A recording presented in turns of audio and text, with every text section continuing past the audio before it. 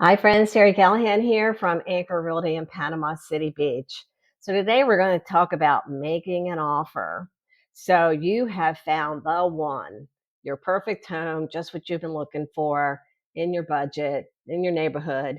And let's go through making an offer. So, first off, the you're going to find out that your pre-approval letter that we talked about earlier is great because it's going to give you so much confidence when you submit an offer. Pre-approval means that your income's been verified, your credit's been verified, and you are approved for a certain amount of money. And that gives you confidence. When you go to make your offer, you know you have the financing to back it up. There's a difference between pre-approval and pre-qualified. Pre-qualified does not have income verification and it does not have credit verified. So pre-qualify is kind of a ballpark of what someone that makes your amount of money could possibly borrow, but it is not a commitment. So we want to get that pre-approval. When you make an offer, one of the first things you have to do is figure out the offer amount and then come up with an earnest money deposit. So this is a small amount of money, part of your down payment that you're going to give over at the time of the offer, when the offer is accepted. And it's just telling the seller, I'm earnest, I really mean it, I want to buy this house. Here's a little bit of money for you to take it off the market. So what is covered in a contract to purchase? Well, it's a legal document in the state of Florida. It's a standard legal document. It's got a lot of language in it that you might not understand.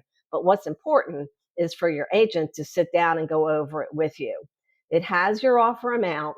It talks about your earnest money deposit, how much, what your down payment's going to be, what kind of financing you're going to want, and an estimated closing date, say 30 to 45 days out.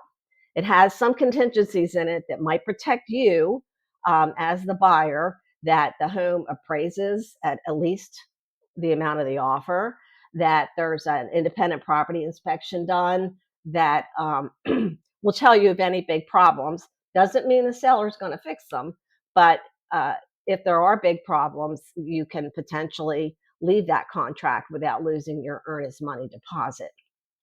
It has some disclosures, a lot of legal language, but I'm going to go over every single section of it with you. So the contract is the most important part, and the negotiation that happens between the buyer and the seller after the contract.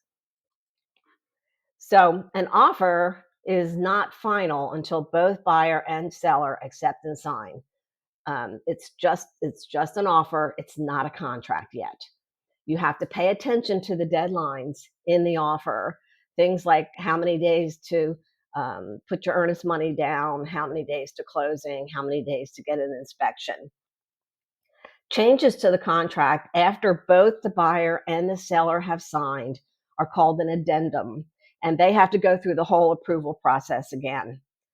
An accepted offer goes out to your lender. So your lender wants that so that they can order the appraisal or survey or any other kind of inspections of the home. And then you have to make sure that your loan application is complete. Have you turned in your tax returns, your bank statements, and your pay stubs as your lender requested?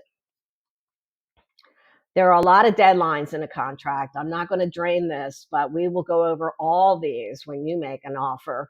And it's like, when is the earnest money deposit due? When should the property inspection be done? When should the title be completed? When should closing happen? And most importantly, what's your move-in date? When do you get to turn on those utilities and change your address because it's your home? So then we go to closing. So everything's gone through. Your lender has appraised the house. The survey's been done. There's no termites. You've done your own inspection. You've done your walkthroughs and your final walkthrough, and we go to the closing. It usually happens, as I said, 30 to 45 days after the contract is signed. The title company or an attorney conducts the closing. Your lender should be there. Of course, the buyer's there and the buyer agent. Typically, the seller signs in advance and the buyer signs separately. It's best if your lender and your buyer's agent, your real estate agent, have a relationship so that they can look out for you through this whole process and they can work together to make sure this closing goes very smoothly. So at the closing, there's a lot of documents you have to sign, your loan documents and closing statements and that sort of thing. And then you turn over the remaining amount of your down payment and the closing costs that are due by the buyer, and you get the keys and you're ready to go to your new home. Are you ready to begin your journey? I've worked with first time home buyers and I'm here to take you through every step of the way. Give me a call. This is Terry. You have a great day.